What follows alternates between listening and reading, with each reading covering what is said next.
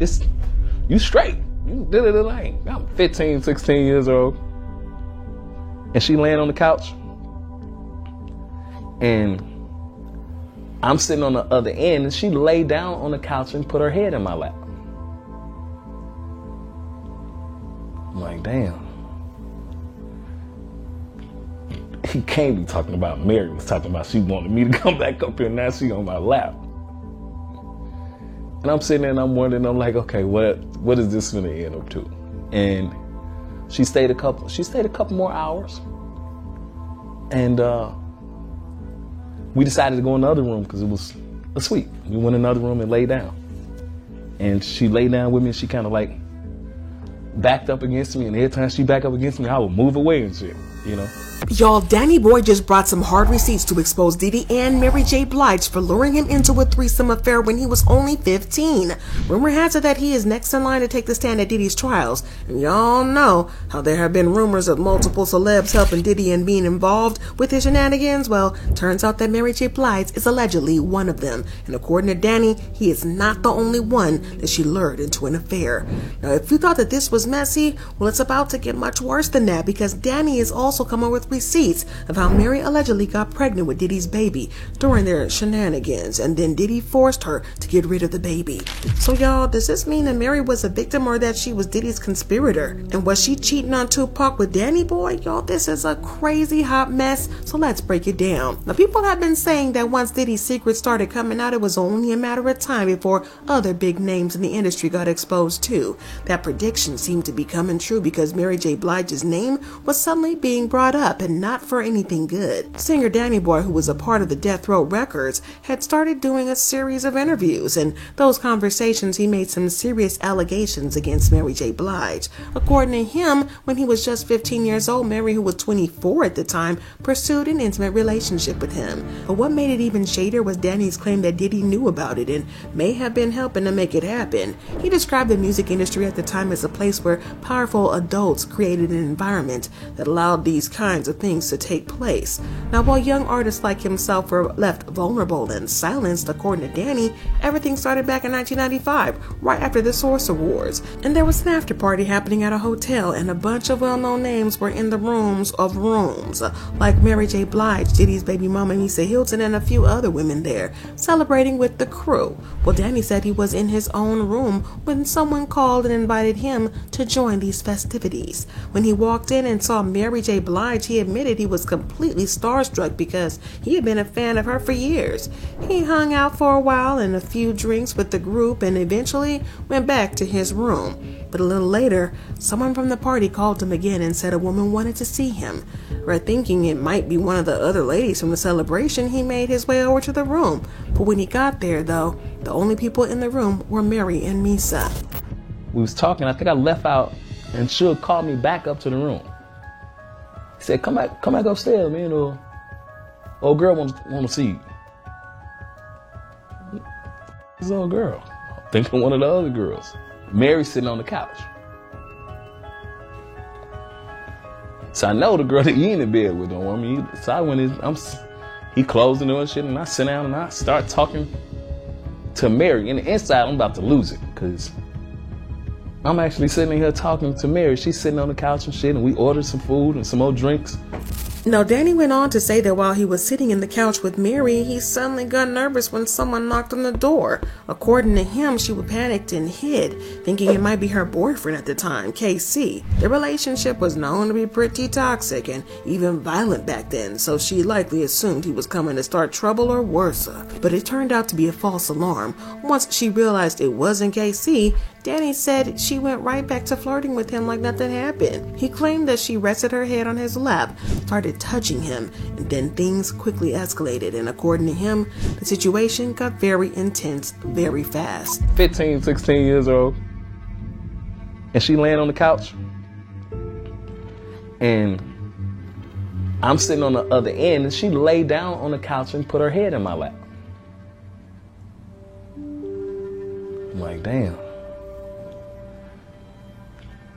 He can't be talking about Mary. Was talking about she wanted me to come back up here, and now she on my lap. And I'm sitting there and I'm wondering, I'm like, okay, what is this gonna end up to? And She stayed a couple more hours, and we decided to go in the other room because it was a suite. We went in the other room and laid down, and she laid down with me. And she kind of like backed up against me, and every time she backed up against me, I would move away and shit, you know. Danny claimed that things eventually went all the way, and then they slept together that night. And as if that wasn't already problematic, it didn't stop there.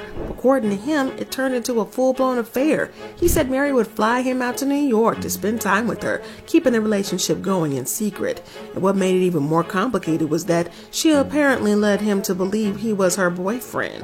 And Danny said he genuinely thought they were in a real relationship, not realizing she was also involved with Tupac and KC around the same time. From that time, I had an opportunity to go out to New York and visit her a couple more times. Well, you know, that's why I was kind of confused when I heard Kurt saying that Mary was Pot Girl. Because at that time, she was my girl. At that time, I'm 15, 16 years old, and she flying me in to see her. And you know what it is when a girl back up on you, you young, and I'm trying to show her that she ain't phasing me. But even after all this, he still insists that they were dating, and it wasn't just a fling to him, even though it's now clear that Mary did not feel the same way. You were early on, you was messing with Mary. Well, okay, you know, how did you think about that? That time I wasn't. You know, I mean, you know, I kind of was, but wasn't. That's what I'm saying. How did you think? Like, what did you feel like? Okay, yeah, I like Mary, or you just was like, was she taking advantage of you because you were young? No, I mean, you know, that was Mary J. Blige. She was young too. She was young too, and that was Mary J. Blige. And when I brought that story up, because a lot of people thought that I was like trying to Me Too. I mean, I wouldn't have used her. I got somebody I could Me Too if I want to, but it wouldn't be Mary. It wouldn't be Mary. I said it in the conversation of, somebody else was saying how Mary was somebody's girl, and I was like, whoa, wait a minute, no, it wasn't. No, it was my girl. But here's where the story takes a turn. According to Danny, Mary didn't come up with this all on her own. According to him, she allegedly learned it from none other than Diddy himself, because back in the day, Mary and Diddy were extremely close. He was working at Uptown Records, and she was one of the label's rising stars. And now, looking back, it definitely raised eyebrows. Multiple people have come forward accusing Diddy of essaying them while he was at Uptown. According to Danny, Diddy allegedly encouraged him to pursue the relationship, and when he was reluctant to get intimate with Mary J. Blige, Diddy allegedly pressured and coerced him, even going as far as to allegedly threaten to ruin his career if he refused to fall in line. According to Danny Boy, this was the real reason his career stalled after a while. Allegedly, he got sick and tired of being yanked around by Diddy and Mary, and he was done being treated as their plaything and their boy toy. Allegedly, they would call on him whenever they got in the mood to be freaky, and he had to drop everything no matter where he was, and they flew him out. Now, I'm sure you don't put 2 and 2 together in them comments, because it's sounding a lot like the stuff that Cassie said, and it reminds me of all the stuff that those freak-off escorts said that he would do. Ordering them to fly out at a moment's notice, and then when he got in the mood, getting furious when they didn't immediately drop everything to cater to his whims. So going by Danny Boy's accounts, Diddy was allegedly been super freaky since the 90s, at the very least, and considering that he was running Puffy Flavor Camp at the same time with multiple young men under his roof, y'all, we're finna unpack all of this stuff, because that's just one hot mess after another at the same time. But what makes Danny Boy's story even more believable is that Mary J. Blige has had a very long friendship with Diddy. And if you thought that Diddy and Jay-Z were close, Diddy and Mary were practically glued at the hip. They've been tight since the early 90s, with Diddy producing some of her first albums, including her debut, What's the 411? So yeah, we're talking about 33 years of friendship.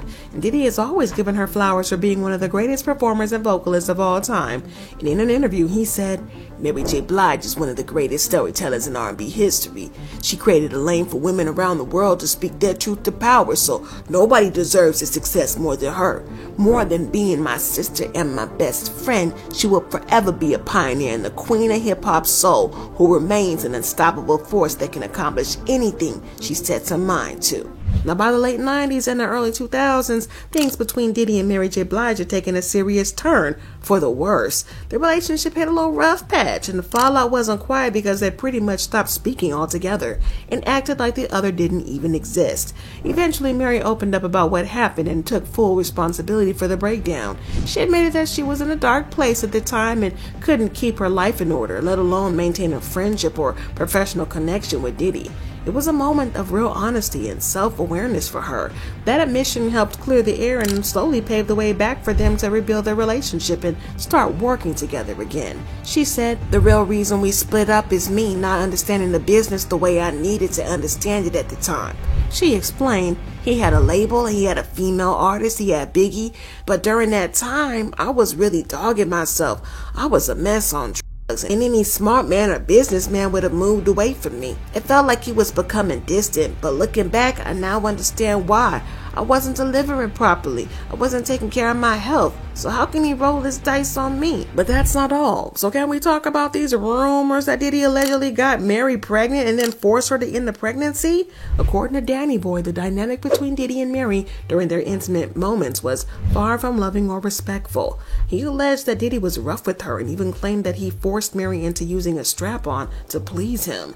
Danny also touched on the disturbing rumors that Mary became pregnant by Diddy at one point, but Diddy allegedly didn't want the baby and forced her to get rid of it. Now, according to him, this incident traumatized her so badly that she decided to never have children of her own after that. She hinted at this in an interview where she said, "I have nieces and nephews forever. I'm always watching out how people are scrambling for babysitters. I don't want to go through that. I like my freedom to go and move and do what I want to do. I don't want to have to tend to someone all the time. Right now, that's where I'm at. But I don't think it's having kids gonna happen." But here's the thing. Mary had stayed close with Diddy for years, even through all this drama. So when she suddenly decided to act like they weren't really tight anymore recently, people were confused. It always seemed like they had moved past all that stuff, like it was water under the bridge. But suddenly, she did a full 180 and started saying she cut ties with him ages ago, trying to make it look like they were never that close. But word in the streets is that there's only one reason for that change. Apparently the feds have been digging around and found some shady stuff involving her from way back in the day, and now she's trying to distance herself from Diddy before things get messy, like a bunch of other folks. But according to insiders, her affair with Danny Boy is a huge reason why she was so terrified of the feds looking into her. Now the statute of limitations on her inappropriate relationship has probably expired, so she probably can't be legally charged with anything. But then again, the last thing she wants is to be exposed for being a creep who knowingly engaged in shady shenanigans with a teenager, especially because she and Diddy allegedly forced him into the freak-offs. Just when you think that things couldn't get messier, new reports are saying that Mary might actually know the real story behind what happened to Aaliyah. But get this, there's talk that Diddy and his crew could be in the know too. Now we all know how Aaliyah tragically died in that plane crash right at the peak of her career, but for years people have whispered that there was more to the story than just a simple accident. What a lot of folks don't realize is that Aaliyah wasn't even supposed to be in the Bahamas that day.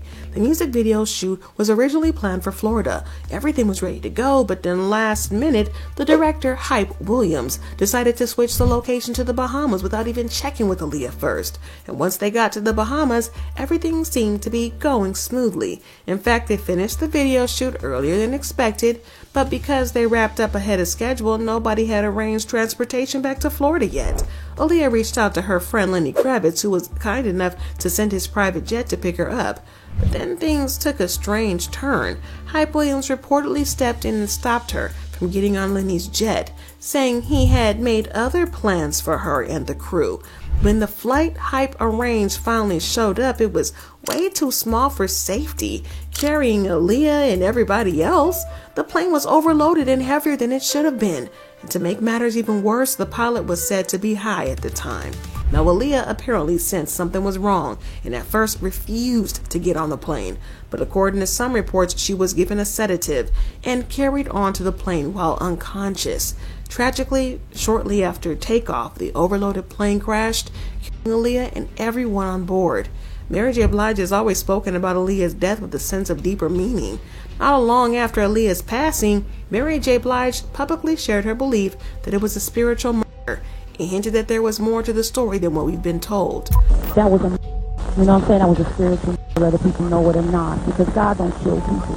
You know what I'm saying, whether people know it or not. And I could go deep, but a lot of people I would have to really bring proof, you know what I'm saying, for what I learned. And she just was cut down in the prime of her life. And it's so unfair.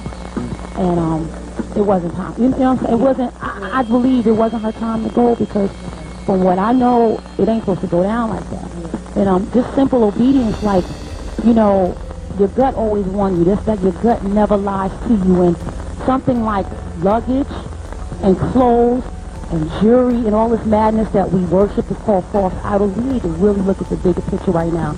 Now, back then, Mary J. Blige didn't name any names publicly, but according to those people close in the situation, she allegedly believed that Diddy might have had something to do with what happened to Aaliyah. Now, word around the industry was that Diddy stood to gain millions from Aaliyah's death, and that the detail about her possibly being before getting on the plane, it disturbingly was similar to the stories we've been hearing from women who've accused Diddy of allegedly f***ing them too. And if that wasn't wild enough, the rumor mill has been spinning with claims that Aaliyah had damaging info on both Diddy and R. Kelly, and everybody knows R. Kelly manipulated Aaliyah into marrying him when she was just 15. So if she really did have dirt on both of them, especially in light of everything we're now hearing about Diddy, it's not hard to imagine that there may be some truth hiding in those whispers. So yeah, Mary was in deep with Diddy, but she made it clear that she was done with him. And to make everything very clear, she made a post on Instagram saying, "Unfortunately, a lot of you met me when I lacked boundaries and was a people pleaser. Let me reintroduce myself. I burn bridges as needed." Now, honestly, it's not surprising that Mary would want to distance herself given what she's been accused of having freak-offs. But get this, Danny Boy is not the only freaky situation that she's been accused of being in.